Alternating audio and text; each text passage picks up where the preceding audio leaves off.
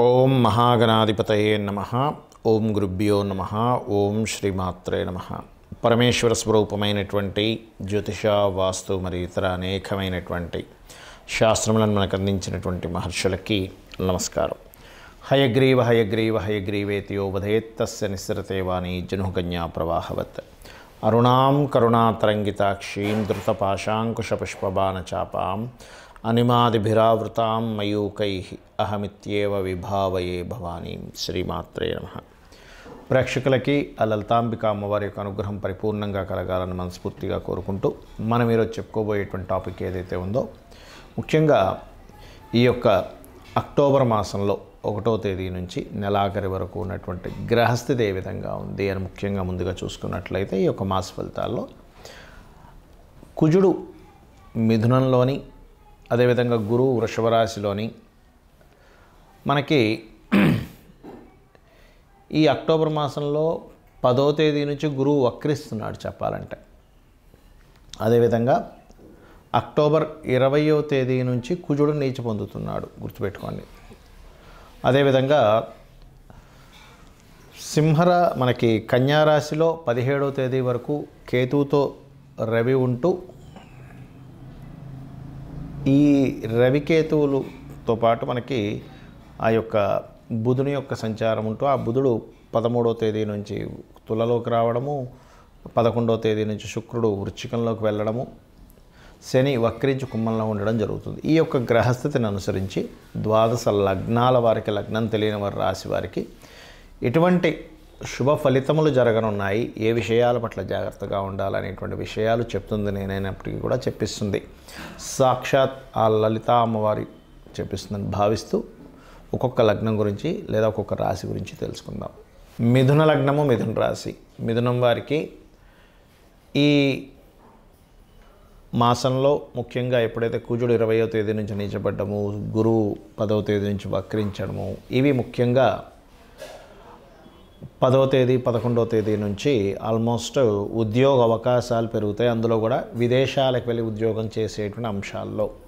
కాకపోతే ఈ 6వ అధిపతి లగ్నంలో ఉన్నందుకు కొంత బాడీ పెయిన్స్ కానివ్వండి, స్ట్రెస్ కానీ ఉంటూ 20వ తేదీ నుంచి ఎప్పుడైతే అదే కుజుడు 2లోకి వెళ్తున్నాడో, ఇక్కడ కొంత అప్పు ఎవరికైనా ఇవ్వడము, తీసుకోవడం ద్వారా ఘర్షణలు వస్తూ ఉంటాయి. ఎందుకంటే 6th లార్డ్ వచ్చి 2nd హౌస్లో ఉంటున్నాడు కాబట్టి.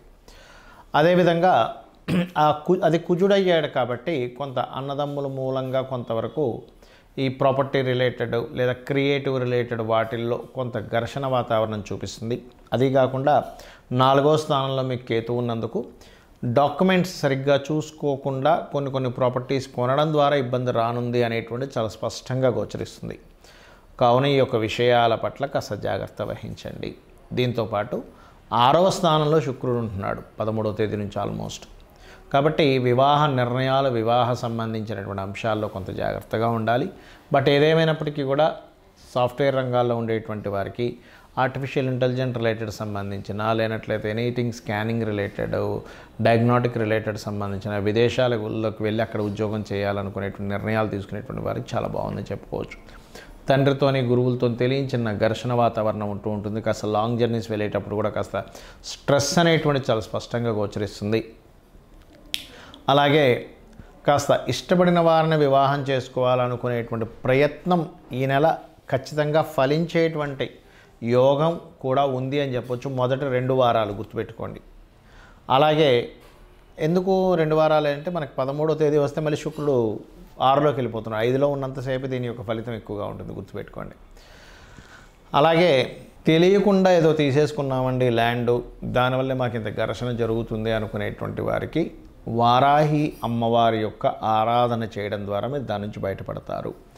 లేదు ఒక్కొక్కసారి మరి 4లో కేతు ఉన్నాడు, నాకు ఎటువంటి ప్రాపర్టీస్ కానీ లేనట్లయితే ఏదైనా కోర్సెస్ తీసుకునే విషయంలో జాగ్రత్తగా ఉండాలన్నారు, మరి తీసుకోనా వద్దా అంటే కంపల్సరీ తీసుకోవాల్సి వస్తే మాత్రం ఒక్కసారి గణపతి ఆలయానికి వెళ్ళి లేదా ఒకసారి వారాహి అమ్మవారి స్తోత్ర పఠనం చేసుకుని అప్పుడు వెళ్ళండి. అప్పుడు ఏమవుతుందంటే, మీకు ఏదైనా ఆపద రావాల్సి ఉంటే వాటి మూలంగా అమ్మవారు మీకు అక్కడ ఆ మాయ నుంచి బయటపడేస్తుంది. ఒక్కోసారి ఏమవుతుందంటే మనకి తెలియకుండా ఒక మాయలోకి వెళ్ళిపోయి ఆ ఆపదలోకి వెళ్ళి చిక్కుకుంటాం, అలా బయటపడేయడం జరుగుతుంది. ఇక మీరు చేయవలసినటువంటి దేవతా ఆరాధన అమ్మవారి యొక్క ఆరాధన ఎక్కువగా చేయండి. సూర్య నమస్కారాలు కుజ శని రవి గ్రహాల దగ్గర దీపారాధన చేయండి, అనే విధాలా బాగుంటుంది. ఈ నెల 20వ తేదీ నుంచి కుజుడు నీచ పొందుతున్నాడని చెప్పుకున్నాం. అయితే ఇక్కడ చాలామందికి జాతకం ఉంటుంది, వాళ్ళకి డేట్ ఆఫ్ బర్త్ రాస్తారు, కొంతమంది రాయరు. పలానా లగ్నం అని కానీ నక్షత్రం అని కానీ రాశారని కానీ తెలియదు. మరి తెలియని వాళ్ళ పరిస్థితి ఏమిటి చూసుకున్నట్లయితే, మీరు నవగ్రహాలలో కుజ శని గ్రహాల దగ్గర దీపారాధన చేయండి. గోశాలకు వెళ్ళి గోవులకి క్యారెట్స్ బెల్లము తినిపించండి. ఎందుకంటే మీ యొక్క జన్మజాతకంలో గనక కుజశనుల యొక్క సంబంధం ఉంది అంటే, ఎలాగా కుజశనులు కలిసి ఉండడం కానీ, కుజుడు రాసుల్లో శని, శని రాసుల్లో కుజుడు పరివర్తనా యోగం ఉండడం కానీ, లేనట్లయితే ఒకే రాశి సంబంధం అంటారు. అంటే చూడ్డానికి అవి వేరువేరు రాశుల్లో ఉన్నట్టున్న ఏకరాశి సంబంధం అంటే, ఎలాగా సింహము కర్కాటకంలో ఉన్న, లేదా మనకి మిథునము కన్యా రాశుల్లో ఉన్న ఈ రెండు బుధరాశులే. అదేవిధంగా శుక్రరాశుల్లో ఒక్కోసారి తులలో ఉంటే కుజుడు శని వచ్చి మీ జన్మజాతకంలో వృషభంలో ఉంటాడు, లేదా వృశ్చికం మేషము, ధనస్సు మీనము, మకరము కుంభము ఇలా ఉన్నా కూడా కనెక్టివిటీ ఏర్పరచుకుంటాయి. అలా మీ జన్మజాతకంలో ఉన్నప్పుడు, ఇలా గోచారంలో ఈ యొక్క కుజశనులు కనెక్టివిటీ ఉన్నప్పుడు, మీకు ఏదైనా కుజుడి యొక్క మహాదశ కానీ శని యొక్క మహాదశ కానీ నడుస్తున్నప్పుడు అది వివాదాలకు దారితీస్తుంది. కాబట్టి వాటికి కొంచెం దూరంగా ఉండండి.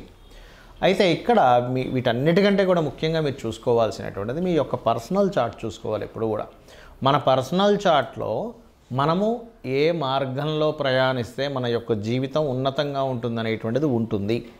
అది ఎలా ఉంటుంది అంటే చెప్తాను చూడండి. మీ యొక్క నేచర్ ఏదైతే ఉందో ఆ నేచర్కి తగ్గట్టుగా మీరు ఉంటేనే మీ యొక్క లైఫ్ బాగుంటుంది, గుర్తుపెట్టుకోండి. అంటే ఎలాగా మీ యొక్క జాతకం చెప్తుంది చాలా స్పష్టంగా, నువ్వు ఇలా ఉంటే బాగుంటావని. ఇప్పుడు అందరికీ ధనమే కావాలి, ఎందుకంటే ధనం మూలం ఇదం జగత్. కాబట్టి మీ యొక్క ధన యోగం ఎందులో ఉంది?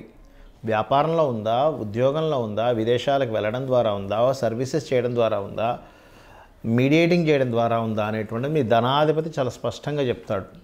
ఒక్కో వ్యక్తికి ఒక చూడండి, బంగారం అమ్ముతే ఉంటే ఒక వ్యక్తికి బంగారంలో లాస్ వస్తుంది. అదేమిటంటే బంగారంలో కూడా లాస్ వస్తుందా అంటే వస్తుంది. ఒక వ్యక్తికి చెత్త అమ్ముకోవడం ద్వారా కూడా డబ్బులు వస్తాయి. అంటే ఏమిటి?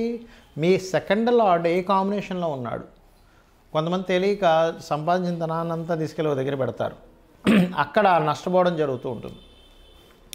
ఆ రకంగా దాదాపుగా ఏంటంటే మీకు తెలియకుండానే కొన్ని తప్పిదాలు జరుగుతుంటాయి. మీ యొక్క జన్మజాతకాన్ని స్పష్టంగా అంటే ఒక దాని గురించి సరైన పట్టున్నటువంటి మీకు తెలిసిన ఆస్ట్రాలజర్కి చూపించుకున్నట్లయితే చాలా స్పష్టంగా చెప్పడం జరుగుతుంది. ఏమంటే ఇక్కడ మీరు ఇన్వెస్ట్మెంట్ చేయండి, ఇక్కడ మీరు చేయొద్దు, ఇది ఇలా చేయండి అనేటువంటిది.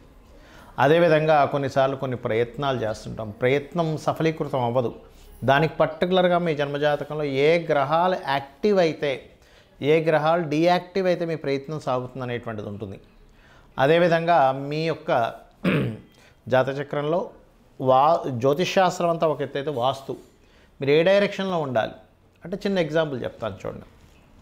మనకి మన లైఫ్లో కూడా కొన్ని చేసే పనులు, చేయకూడని పనులు ఉంటాయి కొన్ని.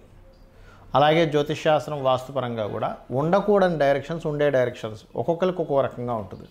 మీ పేరులో ఉండే మొదటి అక్షరాన్ని వర్గుగా తీసుకొని వర్గు నిర్ధారణ పరంగా మీరు ఏ డైరెక్షన్లో ఉంటే బాగుంటుంది అంటే, మనకు శాస్త్రంలో అన్ని డైరెక్షన్స్ మంచివే, కానీ మీకేది సరిపోతుందని చెప్పబడింది శాస్త్రంలో.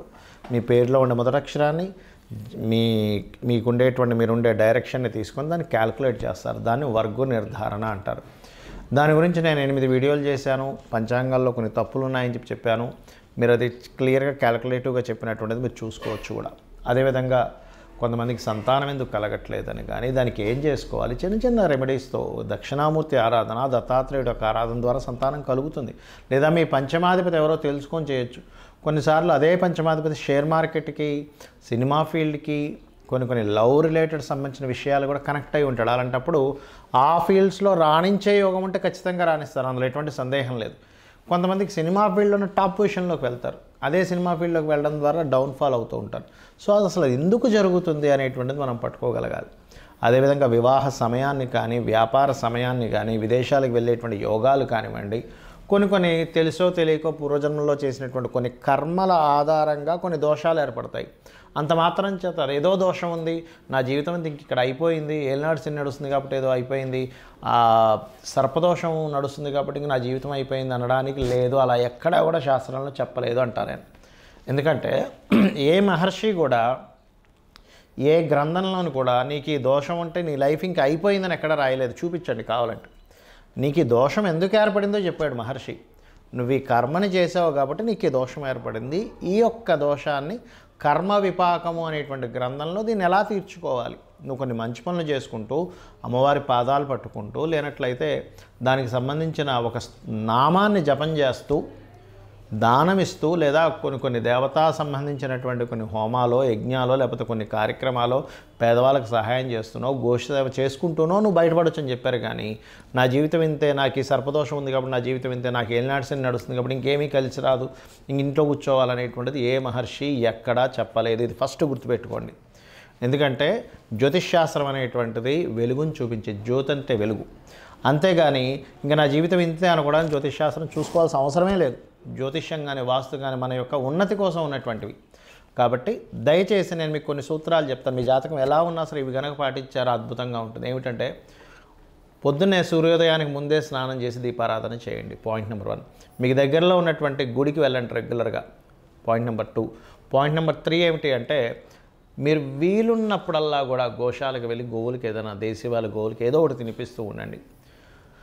4వది మీకు తోచిన సహాయం పేదవాళ్ళకి ఏదో ఒక రూపంలో ఇస్తూ ఉండండి. ఇది మీకు చాలా, లేదా పక్షులకి జంతువులకి ఏదో ఒకటి తినిపిస్తూ ఉండండి. 5వ పాయింట్ ఏంటంటే వీలున్నప్పుడల్లా 4 డబ్బులు ఉన్నప్పుడు క్షేత్ర దర్శనం చేయండి. ఏ క్షేత్రంలో ఏ గంధర్వుడో, మహర్షో, లేకపోతే యక్షుడో, ఏ సిద్ధుడో మీకు తెలియకుండా సూక్ష్మ రూపంలో ఉంటూ మీ యొక్క కర్మను తొలగించేటువంటి యోగం మీకు పడుతుంది. ఇవి చేయండి చాలు. అంతేగాని ఏదో దోషం ఉంది, ఏదో అయిపోతుంది, నా జీవితం ఇంతే అనేటువంటి వాటిల్లో ఉండి అనవసరంగా మీ యొక్క జీవితాలు పాడు చేసుకోకండి. ఇవి చేయండి చాలు, మీ జీవితం అద్భుతంగా ఉంటుంది. అమ్మవారి అనుగ్రహం మీకు పరిపూర్ణంగా కలగాలని మనస్ఫూర్తి కోరుకుంటూ శ్రీమాత్రే నమః.